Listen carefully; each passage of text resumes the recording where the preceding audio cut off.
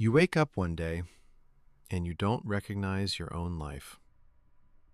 Not because something terrible happened, not because you failed, but because somewhere between who you used to be and who you're becoming, you got stuck in the middle. And nobody tells you that the middle is the hardest part.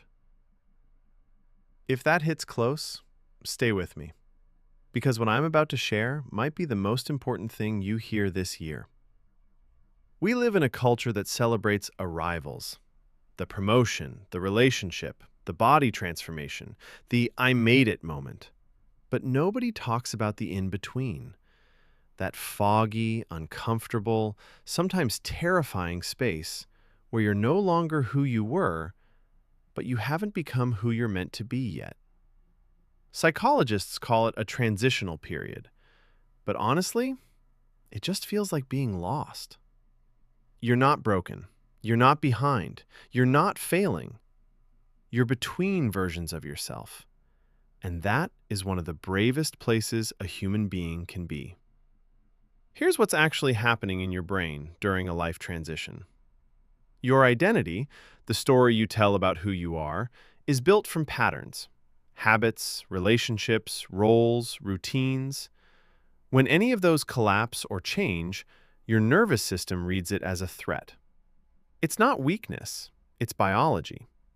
Research in developmental psychology shows that adults go through identity shifts just as dramatically as teenagers do. The difference? Nobody gives you permission to be confused at 35, or 42, or 50. Society expects you to have it figured out, so you pretend you do.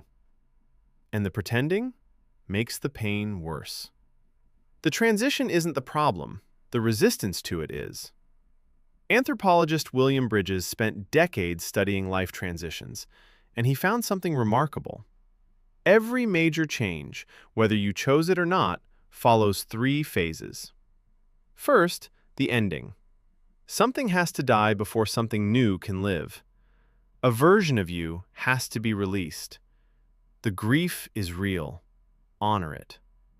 Second, the neutral zone. This is the wilderness, the in-between, where you've let go of the old but haven't grabbed onto the new. It feels like nothing, or worse, like chaos. But this is actually where transformation is quietly happening. Third, the new beginning. Not a fresh start, a deeper one. You don't go back to zero. You go forward, carrying everything you've learned from the wilderness. Most people quit in phase 2. They run back to what's familiar because the neutral zone feels like failure. It's not. It's the cocoon. I want you to think about a caterpillar for a second. Inside the chrysalis, it doesn't just grow wings, its entire body dissolves, literally turns to liquid, before it reorganizes into something completely new. If you could look inside that cocoon midway through, it wouldn't look like transformation, it would look like destruction. That's what you're living through right now. You're not dissolving because you're falling apart. You're dissolving because something bigger is being built. You are not lost. You are not broken. You are not behind. You are in the most productive silence of your life, even if it doesn't feel like it. 1. Stop asking, "Who am I?" and start asking, "What do I need right now?" Identity questions spiral. Needs questions ground you. You need rest, connection, movement, small wins. Start there. 2. Create one anchor ritual. When everything feels uncertain, your nervous system craves one predictable thing. It doesn't have to be big. Morning coffee in silence, a 10-minute walk. One consistent act signals to your body, I am still here. I am still okay. 3. Let people see you in the middle. The biggest lie we tell ourselves during transitions is that we have to emerge fully formed before we let anyone see us. But connection, real, honest connection, is only possible when you show up as you actually are. Not the finished version, the current one. If you're in a transition right now, if you woke up this morning and felt that quiet, aching sense of, I don't know who I am anymore, I want you to hear this. You are not at the end of something. You are in the middle of the most important chapter of your life.